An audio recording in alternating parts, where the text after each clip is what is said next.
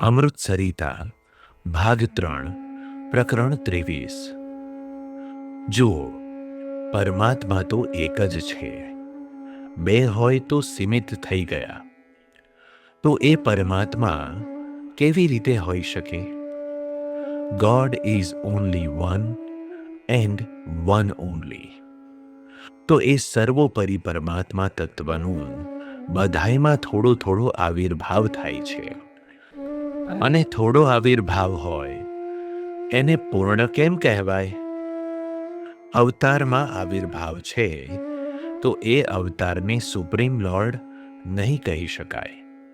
Supreme lord ક્યારે થાય કે એમાં તમે સર્વોપરી પરમ તત્વની ભાવના કરો।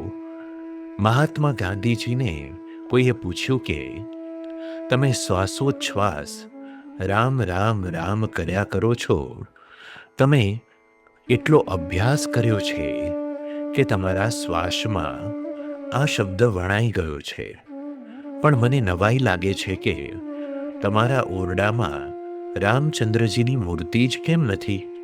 તું પોતે કહે છે કે ભાઈ, પૃથ્વી પર થઈ ગયેલા જે રામાવતાર છે તે મારા રામ નથી। મારા રામ તો સર્વોપરી એવા પરાત્પર પરમાત્મા છે, જે ઘટ ઘટમાં વ્યાપક છે, એવા એ સર્વ કરતા હરતા પરમાત્મા છે। આ તો સ્પિરિચ્યુઅલ આઈડિયલ કિંગ હતા। It is very difficult to reach the ideal. તો રામાવતારમાં ભગવાન સર્વોપરી પરમાત્મા શ્રીહરિનો આવિર્ભાવ હતો।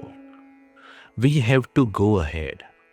કોઈ પણ સ્વરૂપ ભલે મળે, પણ એને તમે થઈ ગયેલાની ભાવના નહીં કરો।